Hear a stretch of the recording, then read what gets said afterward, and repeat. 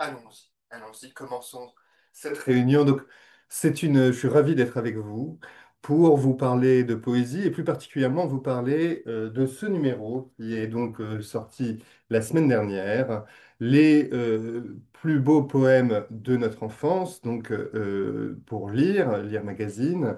Euh, je m'appelle Louis Cheveillé, j'ai donc été le rédacteur en chef de ce numéro. Je travaille assez souvent pour Lire généralement sur la poésie. Je travaille aussi pour un journal qui s'appelle Le 1, où j'ai une chronique poétique. Je publie des livres de poésie ou des essais.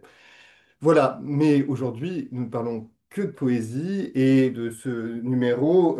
La poésie, il y a toujours quelque chose. J'ai bien connu un poète qui s'appelait Guy Goffet, qui généralement, lorsqu'il commençait une intervention, disait de façon très lyrique, parce qu'il aimait bien le lyrisme, il disait, lorsque j'ai besoin d'air, je n'ouvre pas la fenêtre, j'ouvre un recueil de poèmes. Et ben, c'est un peu ce qu'on va faire là avec ce numéro. Je vais essayer de passer en revue un peu pas tous ces poèmes, mais une partie d'entre eux, vous raconter leur histoire, vous expliquer aussi un tout petit peu l'enjeu et ce que nous voulions faire avec ce hors-série. Et vous voyez tout de suite que ce hors-série s'appelle Les plus beaux poèmes de notre enfance. Et pour commencer, j'ai envie de citer Robert Desnos. Robert Desnos, qui est un poète que j'ai l'impression que tout le monde aime aimer quelqu'un même qu'on apprécie en général parce que il est somme toute sympathique et puis son côté touche à tout nous touche aujourd'hui justement. Et Robert Desnos, le 25 septembre 1940, alors que la France a capitulé quelques mois auparavant, eh bien, il travaille pour le journal Aujourd'hui. Et dans le journal Aujourd'hui, ce jour-là, il propose au lecteur je remets un peu, il propose au lecteur d'ouvrir un livre de leur enfance et de se replonger dedans.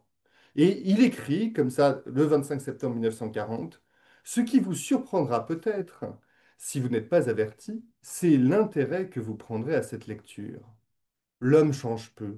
Il se retrouve souvent au seuil de la vieillesse, semblable à ce qu'il était aux alentours de la 10e année. Vous feuilletterez l'herbier de vos souvenirs d'enfance, plaisir mélancolique que vous prolongerez en recensant les souvenirs de votre vie. Mais que cette exploration du monde vous remémore l'enfant que vous avez été et vous permettre de mieux comprendre les enfants d'aujourd'hui, dont nous prétendons tous, plus ou moins, et sans doute à tort, conditionner l'avenir et déterminer le bonheur. Et je voulais vous commencer par ça, parce que là, on a finalement les deux choses qui ont structuré ce numéro. D'abord, notre enfance à nous tous, le plaisir de se remémorer des poèmes que nous avons souvent appris à l'école, que nous avons parfois appris par cœur. Et ces poèmes sont aujourd'hui pour nous des madeleines. Et puis, parallèlement, euh, ben, avoir envie de partager ce goût pour la poésie, cet amour pour la poésie, avec les plus jeunes, avec nos enfants, nos petits-enfants, nos arrière-petits-enfants, transmettre, bref.